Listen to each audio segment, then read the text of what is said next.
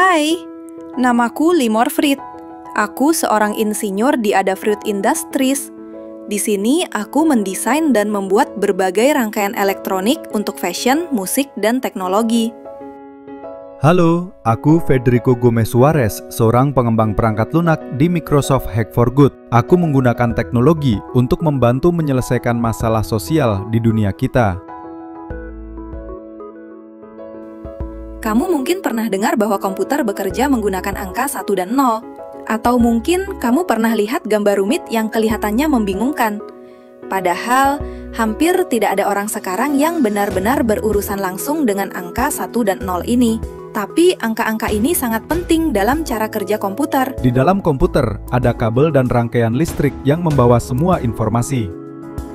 Tapi, bagaimana listrik bisa digunakan untuk menyimpan atau menggambarkan informasi? Nah, kalau kita punya satu kabel yang dialiri listrik, sinyalnya bisa nyala atau mati. Pilihannya cuma dua, tapi dari sinilah semua dimulai. Dengan satu kabel, kita bisa mewakili ya atau tidak, benar atau salah, 1 atau 0. Atau apa saja yang memiliki dua pilihan. Keadaan nyala atau mati ini disebut bit, dan ini adalah potongan informasi terkecil yang bisa disimpan komputer. Kalau kita menambah jumlah kabel, kita dapat lebih banyak bit, lebih banyak kombinasi 1 dan 0. Semakin banyak bit, semakin banyak informasi yang bisa direpresentasikan. Untuk memahami ini, kita perlu mengenal sesuatu yang disebut sistem bilangan biner. Dalam sistem bilangan desimal, kita punya 10 angka dari 0 sampai 9. Tapi dalam sistem bilangan biner, kita cuma punya 2, 0 dan 1. Dengan dua angka ini saja, kita bisa menghitung sampai angka berapapun. Dalam sistem desimal, setiap posisi angka punya nilai berbeda. Satuan, puluhan, ratusan, dan seterusnya. Misalnya, angka 9 di posisi ratusan berarti 900.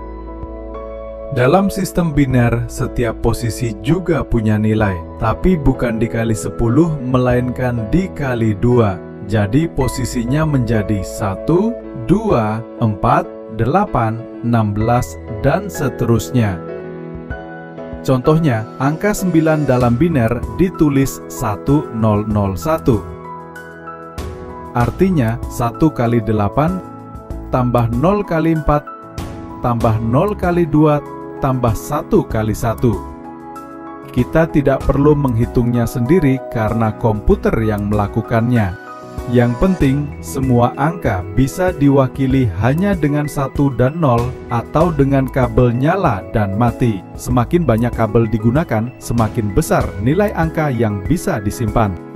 Dengan 8 kabel, kamu bisa menyimpan angka dari 0 sampai 255. Dengan 32 kabel, kamu bisa menyimpan angka dari 0 sampai lebih dari 4 miliar. Luar biasa kan? Kita bisa mewakili angka apapun dengan sistem biner. Tapi bagaimana dengan hal lain seperti teks, gambar, atau suara? Ternyata semuanya juga bisa diubah menjadi angka.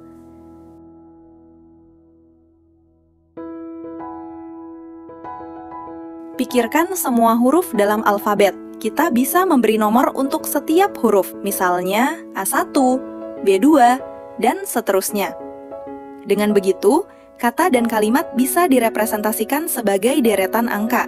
Lalu, angka-angka itu disimpan sebagai sinyal listrik nyala dan mati. Jadi, setiap teks yang kamu lihat di ponsel atau website sebenarnya tersimpan dalam bentuk angka-angka biner.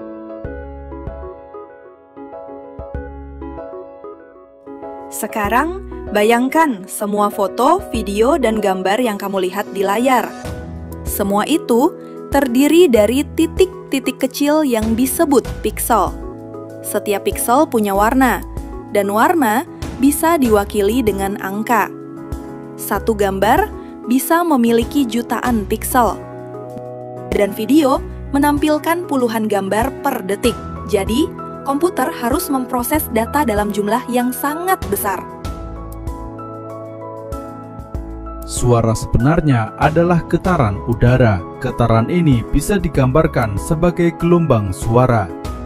Setiap titik dalam gelombang itu bisa diwakili oleh sebuah angka. Dengan cara ini, komputer bisa menyimpan suara sebagai rangkaian angka. Kalau kamu ingin kualitas suara yang lebih baik, gunakan 32 bit audio dibanding 8 bit. Karena semakin banyak bit berarti semakin detail suara yang bisa disimpan. Saat kamu menulis kode atau membuat aplikasi, kamu memang tidak berurusan langsung dengan angka 1 dan 0.